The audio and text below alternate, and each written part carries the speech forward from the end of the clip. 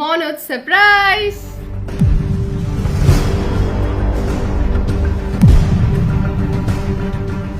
মেঘা, তুমি? তোমার তো নেক্সট উইক আসার কথা ছিল।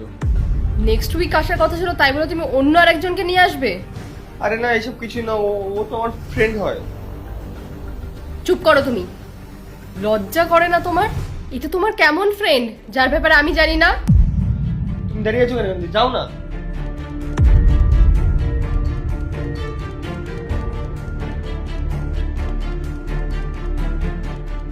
Megha, I am really sorry, আমাকে ক্ষমা করে দাও। আমি না বুঝে এসব করে ফেলেছি।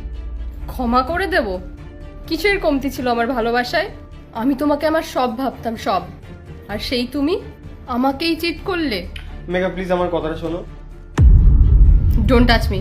আর আজকের পর থেকে তুমি আর আমার সামনে কখনো আসবে না। মেঘা, মেঘা, মেঘা দাঁড়াও।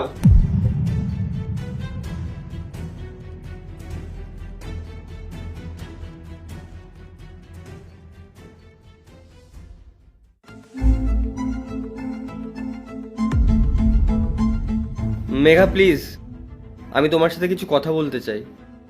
এতদিন ধরে আমি তোমাকে কল করছি, এতবার করে দেখা করার চেষ্টা করছি, আমার সাথে তো একবার কথা বলতে পারো। মেঘা, মেঘা, মেঘা দাঁড়াও। মেঘা, আমি মানছি আমি ভুল করেছি।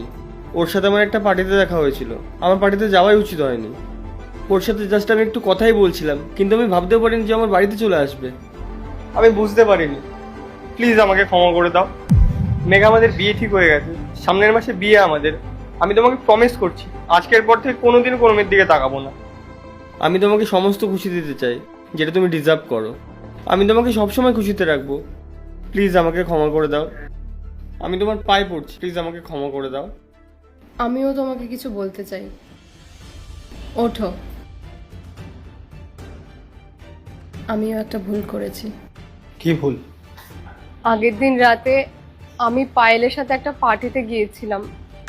ওখানে ওর বয়ফ্রেন্ডের সাথে একটা ফ্রেন্ডও এসেছিল, আর আমরা একসাথে অনেক কিছু খেয়েছিলাম।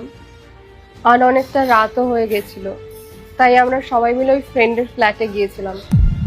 সেখানে গিয়ে পায়েল ওর বয়ফ্রেন্ডের সাথে ছিল, আর আমি ওই ফ্রেন্ডটার সাথে ছিলাম। তুমি তুমি অন্য কারোর সাথে ছিলে? মনোজ প্লিজ, প্লিজ আমাকে ক্ষমা করে দাও।